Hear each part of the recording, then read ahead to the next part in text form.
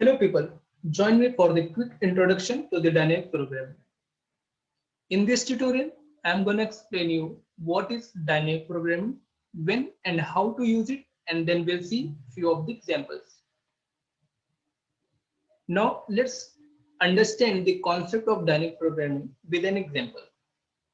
Suppose I give you this sequence of numbers and ask you to calculate the sum. What you will do? You will go through all these numbers, calculate them, you will take some time, and then finally you will come up with the solution. That sum is 12. Now, what if I ask you to add two more to this sequence? What will be the new sum? You will quickly tell it's 14. How would you know it was 14 so fast? You just added two more to the sum you calculated previously. So instead of recalculating from beginning to the end, you just added this two to the sum which you memorized, which you calculated previously as 12. So this is exactly what we do in dynamic programming. We store the intermediate results, and in future, whenever it's required, we use those intermediate results instead of recalculating again and again. All right. So if you want to solve a problem using dynamic programming, there are three steps you can take. Step one, come up with a recursive solution. Step two, if you see a lot of repetition, what you can do is store the intermediate results. So this process is also called memoization, which we will discuss later in this tutorial. Step three, in case you don't want to use the recursive solution, you can write your own iterative method to solve the same problem, which we also call the bottom-up approach. All right. Now let's take an example. What if I asked you to calculate the nth Fibonacci number? In case you're not familiar with the Fibonacci series, this is what it's look like. In Fibonacci series, you can see every number is the sum of its previous two numbers.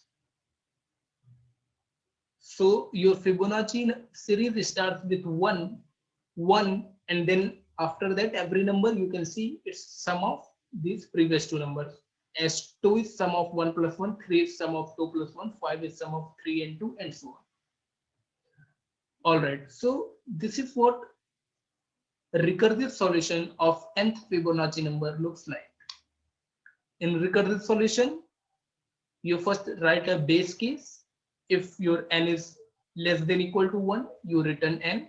Otherwise, you calculate the n minus first and n minus second Fibonacci number, you add them up and you return the Fibonacci number at position n. This is what the recursion tree of fifth Fibonacci number looks like. So as you can see, in order to calculate the fifth Fibonacci number, you first calculate the fourth and third Fibonacci number, and then you add them up to get the fifth Fibonacci number. Similarly, to calculate the fourth Fibonacci number, you calculate the third and second Fibonacci number, you add them up to get the fourth Fibonacci number, and so on. Now, as you can see, the second Fibonacci number is getting calculated thrice. The third Fibonacci number is getting calculated twice.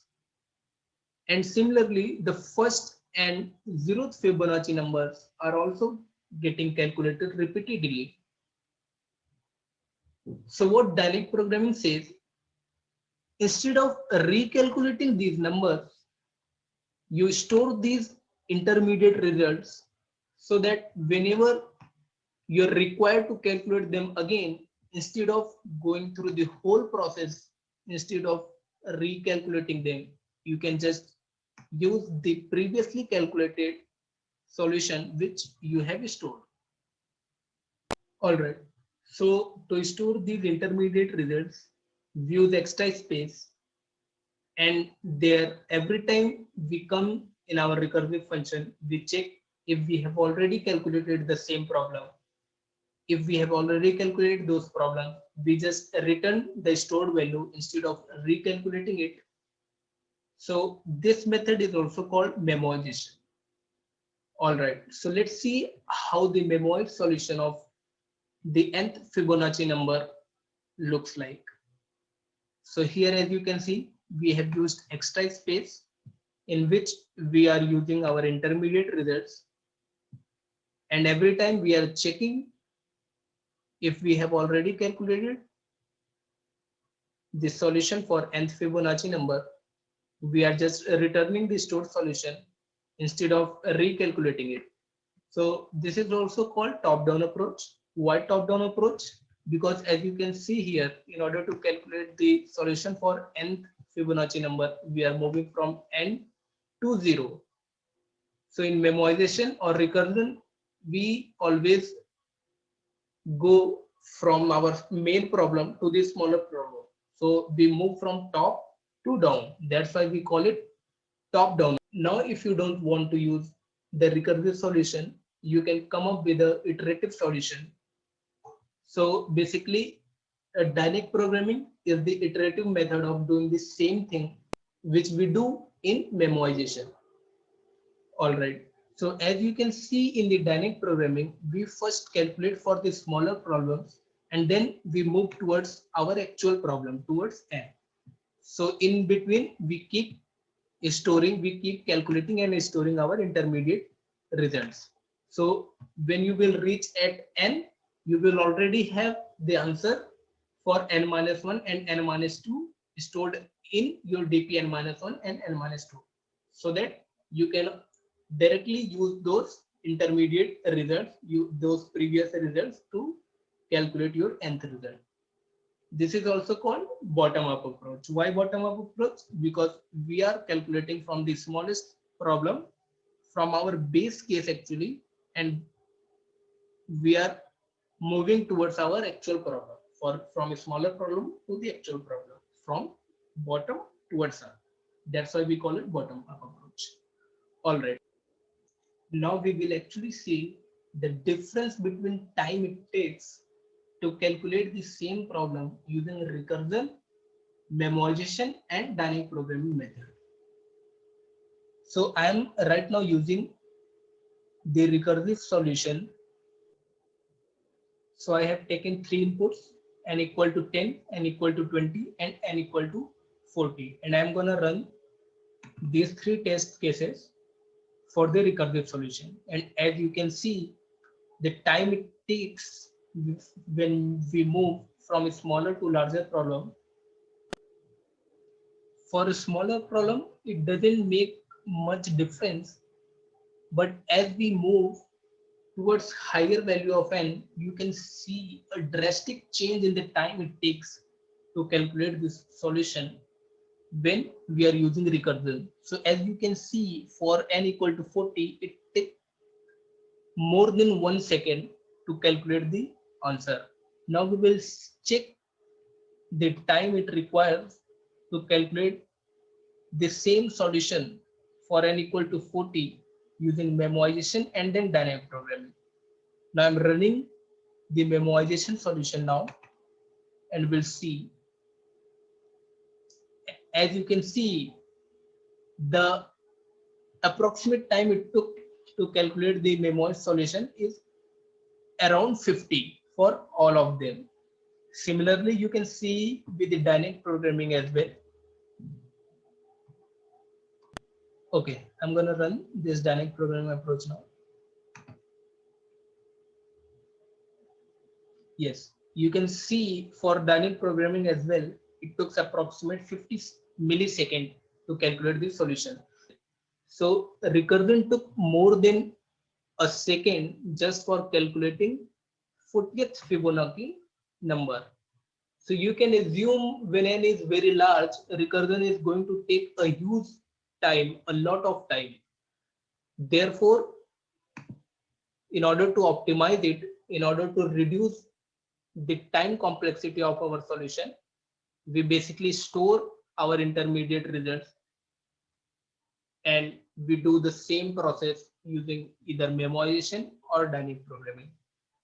All right.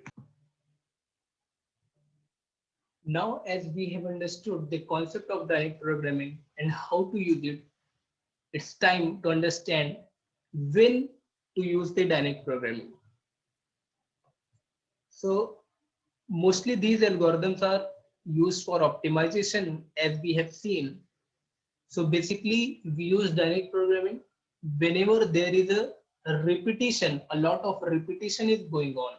So as we have seen in our recursive solution, there are lots of repetitions going on. So instead of calculating the same problem and again, we can use the dynamic programming to reduce the time complexity, to reduce the time it takes to calculate the solution. Or whenever there is a similar sub-problem structure. What do I mean by the similar sub-problem structure? Let's explain you with the same example of Fibonacci number. So in order to calculate the nth Fibonacci number, we were actually calculating the n minus first and n minus second Fibonacci number first. So as you can see, the calculation of nth Fibonacci number and n minus first Fibonacci number and n minus second Fibonacci number is actually the same problem. We are just calculating for a smaller problem in order to get the actual problem solution. So you can see here we have similar sub problems.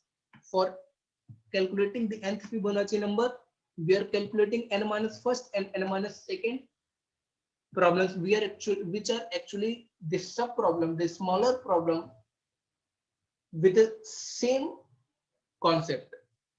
So here we can see the similar sub problem structure. So whenever there is a similar sub problem structure,